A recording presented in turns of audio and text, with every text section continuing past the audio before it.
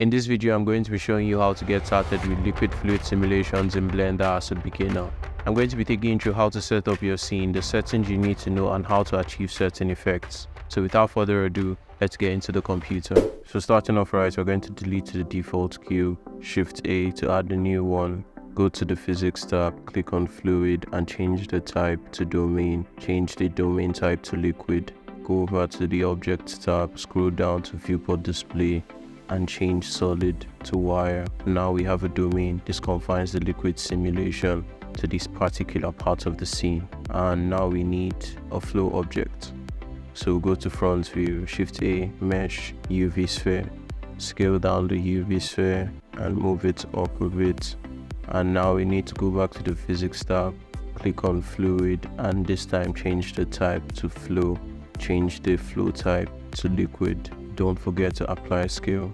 So the fluid behavior is of three types. The first one is geometry. Geometry basically turns the object into a fluid. So if I play the animation, you can just see a ball of liquid falling down within the domain. The other flow behavior is inflow. Inflow basically has a stream of fluid emitting down from the flow object. So if I play the animation, we can see a stream of fluid basically falling from the flow object. We can also animate this using the use flow option. Moving forward in time to like 40, we can add a keyframe here and go forward in time and turn it off and add another keyframe. This would stop the flow of liquid. So this is like a situation where you want to animate something like a tap going off and on. So if I play the animation, then you see, and as soon as it gets past that point, the flow stops. So the last flow behavior is outflow.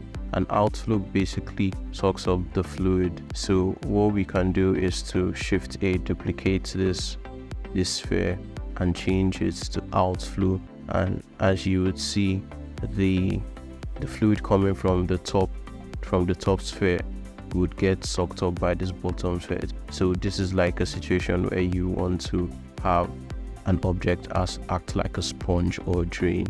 So if I play the animation, you can see that the fluid is being sucked up by the outflow object. So the last thing we're going to need is an effector. An effector would be anything that would affect the flow of the fluid. So we can Shift A, add another cube, go into edit mode and face select, bring down the face, I to insert a little and extrude Z to bring it down. So this could act like a bowl of some sort. We can also add like little platforms that could also act as effectors. So for example, let's say we have something like this. We can select these objects, click on fluid and change the type to effector and do the same to these two platforms.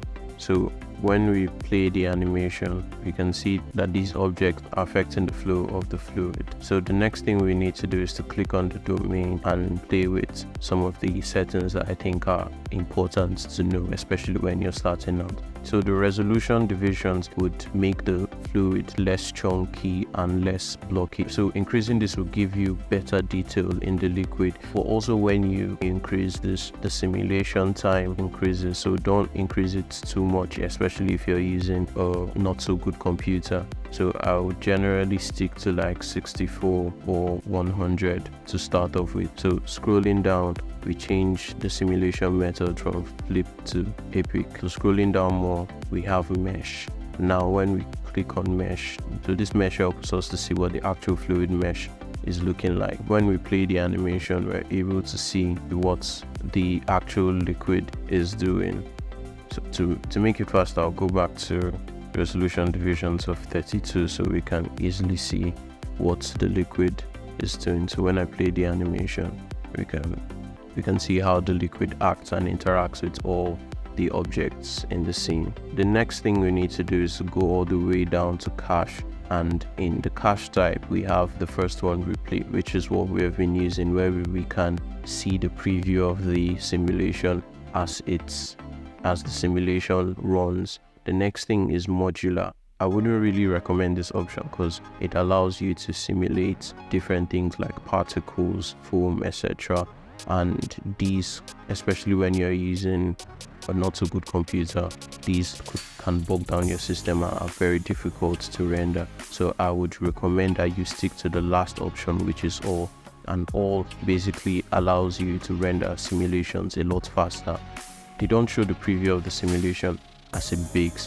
That is one less work for Blender to do, because it doesn't have to preview the animation while it's also baking. So you set your frame start and frame end option and just hit bake. And now the simulation is done. We can just hit spacebar and preview what the simulation looks like. So that is basically it. And if you want to change something, so you want to move one of the platforms to the side or angle it a bit, we can easily free the animation, select what you want to change, maybe rotate this way and rotate this way, and maybe move it up here. We can do that, click the domain and bake again. So I'm going to show you how to make this crown splash animation. The first thing we need to do is add a domain. So Shift A, Mesh, Cube, scale it up, go to the physics properties, add a fluid, change the type to domain and the domain type to liquid. Go down and change the simulation method under liquid to epic. Go to the object properties and under viewport display, change display as wire. Next thing we need is an effector. So Shift A, Cube, scale it up a bit, go to the top view, drag it down, insert a little, and in the front view, extrude down. Select that, go to physics, click on fluid and give it an effector. Then the next thing we need is a flow object. So Shift A, Cube, scale it up, scale it down on the Z and take it down a bit. So we add a flow object to fluid, flow type to liquid, and flow behavior, we leave it as geometry. Ctrl A, apply scale and apply location. And now click on the domain and activate mesh.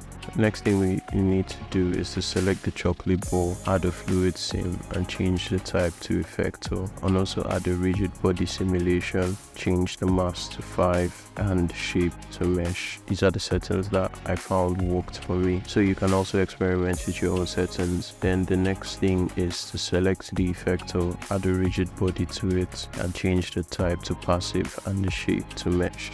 And now the next thing we need to do is to select the domain object and increase the resolution with divisions to 200.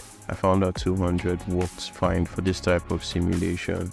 Maybe you could go to like 100 depending on how powerful your computer is. And now we go down to the cache and change it from replay to all, and now we bake.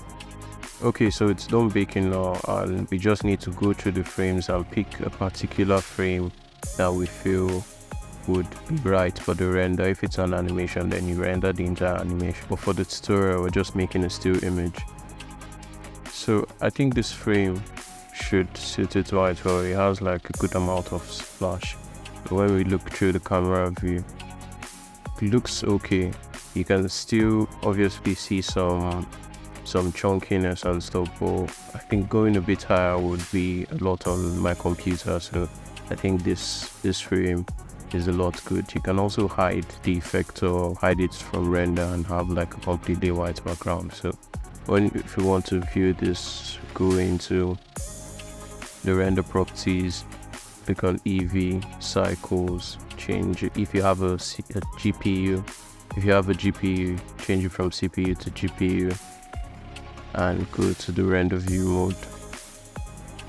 You can turn off scene world to use an HDRI and just give this like a chocolatey material. And there you have it. I hope you found this tutorial helpful. If you did, don't forget to leave a like, comment and subscribe to the channel. Thank you so much for watching, and I will see you in the next video.